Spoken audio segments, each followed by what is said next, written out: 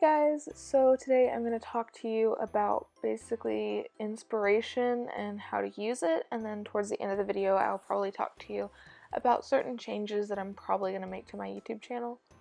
So to start off, inspiration, it's not really a touchy subject if you would look at it regularly, but a lot of people who think they're just taking inspiration from things are copying them. And I'm not trying to accuse anyone of doing this, and it's not because anything has happened or anything that I've seen. It's just, like, certain stuff that's out there, you look at and they're like, oh yeah, I took inspiration from this photo, and then they'll show you the photo, and it's exactly the same. And kind of the reason I know how people did this is because once I did this, and that doesn't mean it's okay. I think it's completely wrong. It's just before I was in the art community, I didn't know what was right and what wasn't right. Like tracing, I didn't know that was bad. Copying directly from the internet, I didn't know that was bad. I was like, oh, it's just a picture, I'll just copy this to practice. And to practice is okay. If it's just in your sketchbook and you aren't claiming it as yours, then it's fine, in my opinion. But if you're going to post something, definitely credit the original artist, which is kind of something that came up in my sketchbook tour because a lot of that was copied directly from the internet. I'm talking really fast. But anyways, a good way to use inspiration is take certain parts of it. And honestly, if you have trouble with taking certain parts of stuff and not using the whole thing or just copying, I would say use multiple pictures for inspiration, or make like an inspiration board, or just don't use artwork as inspiration. Use like a flower or a pattern that you saw on fabric or something like that.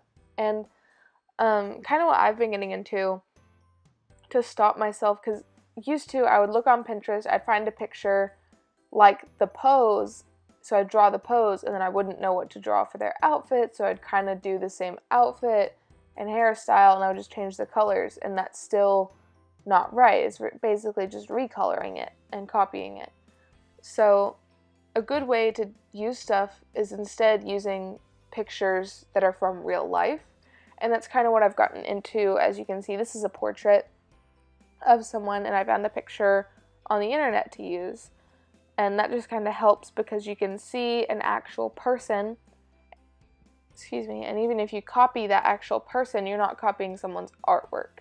You're copying their face, basically, into an art form, and it can kind of see as more of an honorable thing. And on the other hand, if you copy someone's artwork, it's not seen as like honorable. It's just seen as like copying. So that's kind of a big reason why I wanted to say all this, is just because people who aren't into, the whole art community yet don't exactly know what's right and what's not, and how to use inspiration. So that's basically the main things I have to say. I also don't particularly like to draw celebrities because I feel like they're just too recognizable, and I like for my characters to look like my own instead of like looking like someone that they've seen before.